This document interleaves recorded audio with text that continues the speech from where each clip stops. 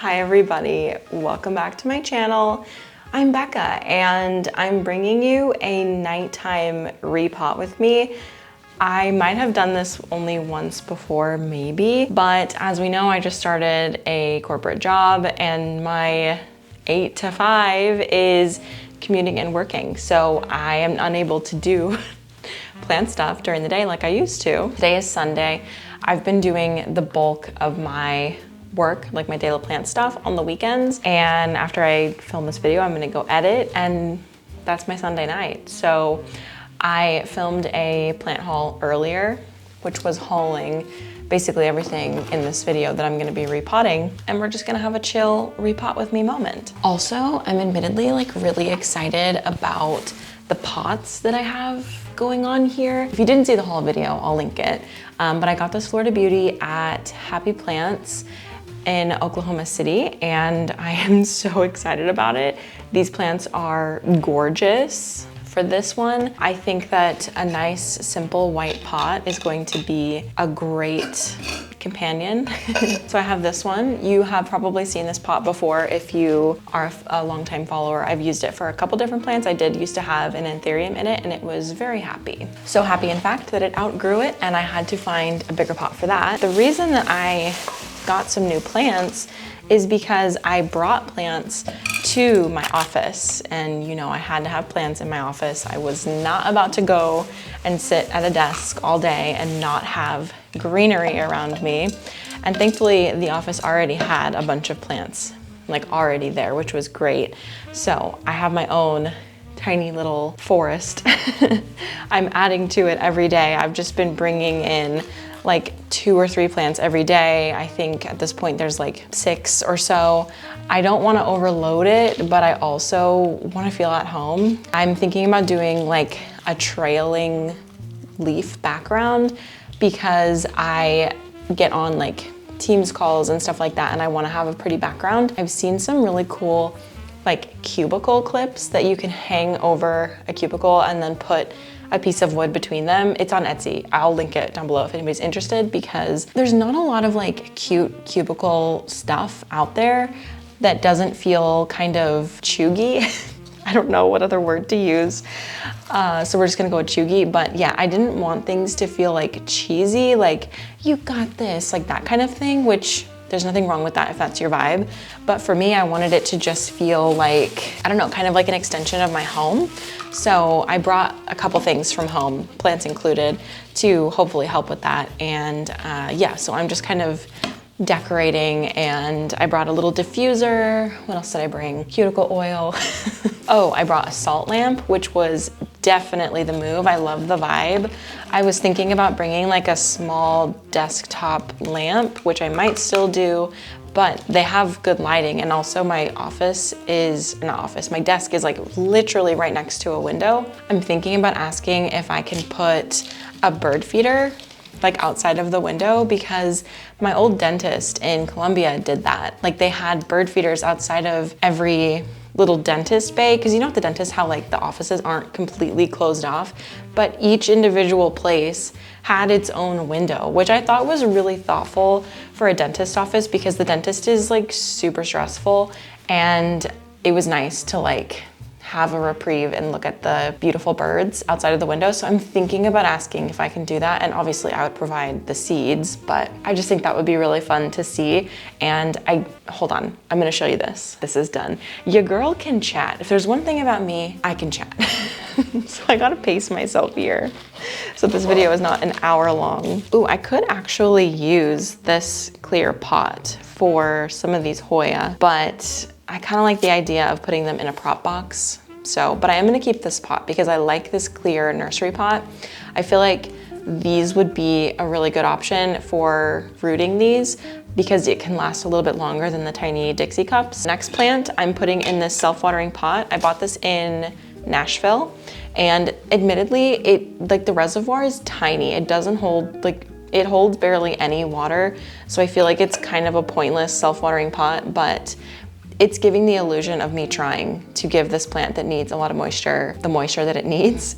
This is an Aglaonema pictum tricolor, and I talked about it in the haul video, so I don't need to go too far into it, but I never thought that I would have one of these, but I found it for $30 at not a big box, at a nursery here in town, and I was like, I have to do this. I really have no choice, because at one point this plant was well over $100 for something probably even smaller than this.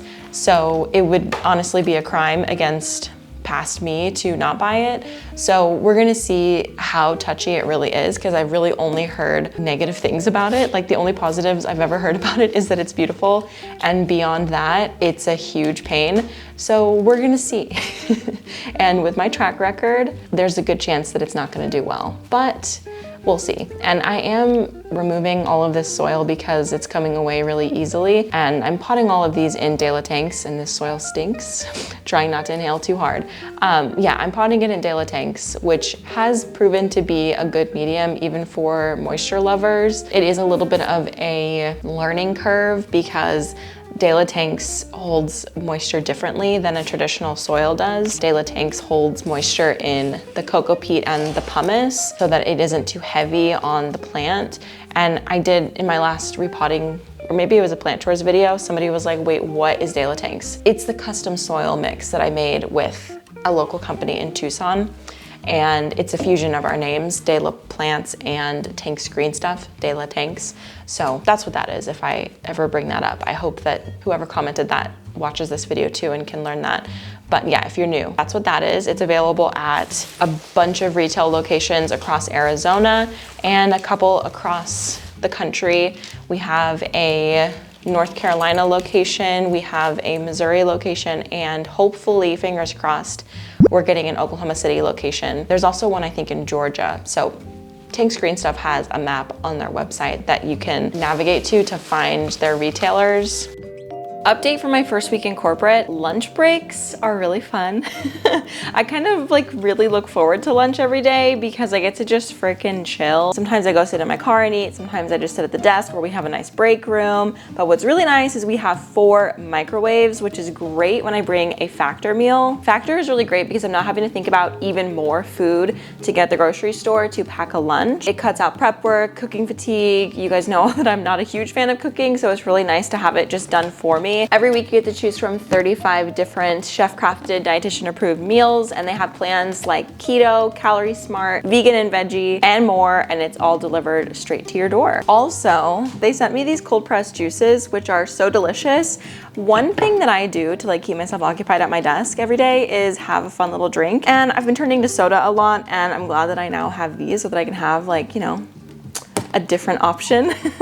So if you're interested in any of these offerings from Factor, you can head to factor75.com or click the link below and use the code 50Becca to get 50% off plus free shipping on your first Factor box. 50% off plus free shipping sounds like a really great deal to me.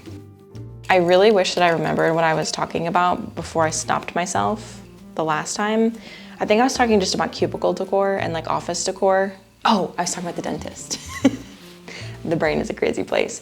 Yeah, I was talking about the dentist and the bird feeders, and then I wanted to talk about how I have a camera bird feeder, which I have not set up yet, which this would honestly be a good time to set it up because food is a little bit more scarce for birds in the winter time. The brand that I have is Bird Kiss, and I've posted about it a couple of times, and people will remember that I posted about it and then ask me, like, because they want to get it like for their friend for like Christmas or their birthday or something like that. So I'll link it down below if anybody is interested. It has a really nice camera and it takes photos and videos, and there's like an add-on to the app where you can get like bird identification, and it kind of got me into bird watching. Like low-key, I really loved anytime I saw like a new or different bird on my bird feeder. Anyway, I'm super excited to set it up here and see what birds we get. We do have a birdhouse at our house already, and there are residents. There's birds that live in it, which is so cute and exciting and fun. And I would really love to help them out with their food storage. And there's like many birds that live in this house, and it's not even that big, but I see like at least 4 all the time, like poking out of it because it has like several holes. And what I would give to put a camera in that thing, like I really wonder what kind of cameras those people use when they put them inside of a birdhouse. I don't need to look into it because I don't need another hyperfixation. But if we're talking hyperfixations, I have another one. I have a new one. And actually I've been like kind of fixated on this for a long time, but you guys, jumping spiders, okay? I first discovered jumping spiders at our old house. I had never like registered that these things existed. And then I started seeing these very cute little spiders around my house, like they would get inside. Our old house was like a hot spot for spiders, which like I really didn't mind, but someone else minded in the home. Anytime I would find a spider, I would just like go put it in the plant room because they help a lot with like pest management and stuff like that. All this to say, there was one that was living in our mailbox and I would see it every time I would check the mail. And I was always very mindful because sometimes it would like jump on the mail and I was always mindful to like put it back because it had like a web nest thing in there. And by the way, I feel like I should mention that jumping spiders are essentially harmless to humans. Like they're really unlikely to bite. They're mostly just curious. And like if you ever have one land on you, it's probably gonna spend more time like examining your face than plotting to bite you or something. Like they're super, super curious. I don't think Daniel knew about the spider. And so he checked the mail and I saw the spider on the mail. And I was like, you brought in the mailbox spider. So from there, it was just decided that I was gonna keep the spider because it was living in the mailbox. Like, I don't know how many bugs it was eating in the mailbox. It did look a little skinny. And there's like a whole subreddit on jumping spiders and keeping them as pets. I would like to see how it does in captivity and eventually maybe get one that has been bred. I don't really know, but I say all this to let you guys in on my new hobby because I got an enclosure for it. I also ordered fruit flies, flightless fruit flies. I purposely am bringing fruit flies into my home, which actually this is gonna be great because in Missouri, our house got fruit flies like every summer. It was inevitable. I don't know if that's gonna happen in this house, but if it does, our spider is going to be very well fed. But regardless, I got a little, like, it's from Tarantula Cribs, the little enclosure, and I bought some stuff to put in it and I'm just like really excited. It's a very low maintenance pet. And this plant has been repotted into a much more appropriately sized pot. I hope that it likes that. We will see. It's a little bit bigger than I would typically go just because it's a little tall, but I think it's gonna be fine. Now, last thing we need to do is the Hoya. Shout out to Cane's for giving me a bag with our lunch today so that I could use it for this soil. I'm just putting a little layer of De La Tanks on the bottom, and then I'm just going to stick these just straight up so that they're all sticking up. And how do they do this? Because my friends use prop boxes, but I'm nervous for the leaves to be touching the substrate. Like I feel like they're gonna get too wet and the leaves will get wet and then that will cause rot. I don't know. See, I'm already not sure about this. I'm just gonna stick them in there, and tomorrow, or when I go grocery shopping, I'm going to order those little Dixie cups because I actually don't feel good about this.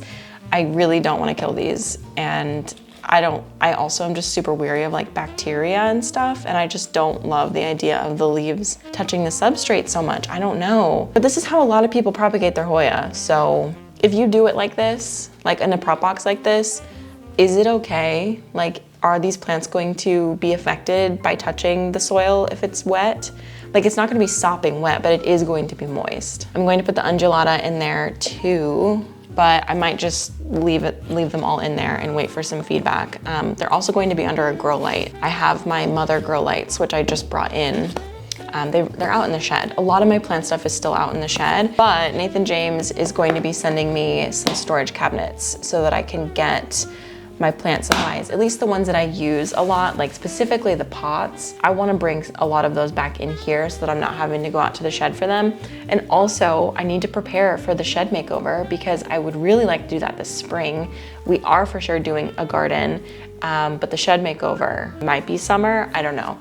It's one of those things that I don't want to be dragged out like the old greenhouse, so I'm hoping to do it in like 3 weekends at most, but it's definitely gonna be much less involved. and I'm anticipating like the outside portions to take like 1 or 2 weekends, and then the inside another 1 or 2 weekends maybe. And I'm obviously gonna film all of it, but it's just a much smaller building, so I do not think it's gonna take that long. And we're also not building it from the ground up. Stay tuned, I'm working behind the scenes. This lid is obviously not appropriate for this. I need to get some like cling wrap, so when I put in my grocery order, I'm gonna get that too. And then it's gonna sit under a grow light. That's the plan for these Hoya until I hear from you guys. And I'm probably gonna talk to my friends too about how they do it. And then these two beauties. I really love this plant pot combination. Like, it's actually very cute. And I haven't used this pot since like, I think the first time I planted something in it, and I don't even remember what it was. This plant pot combination is also very cute. And, oh, I forgot, I bought this cocoa coir pole for that, and I didn't put it on yet. So let's do that. I'm just gonna shove this right behind it. Wait, where are the aerial roots? What direction does it want to be? Forward, okay. Yeah, right here. Cute. I'm just gonna leave it like that.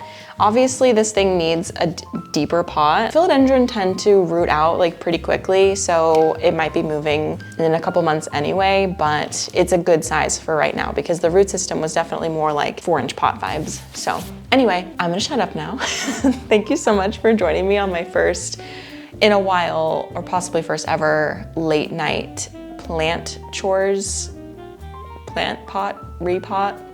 My brain doesn't work this late at night. I'm using some artificial lighting. Let me know what you guys think. I'm going to get some soft boxes, but they have pillowcases over them right now to diffuse at least a little bit, so hopefully it's not too intense. Thank you guys so much for watching this video and listening to me yap. A girl loves to yap, and if you like to yap too, you can subscribe and we can yap together every week. I will see you guys in the next one. Bye.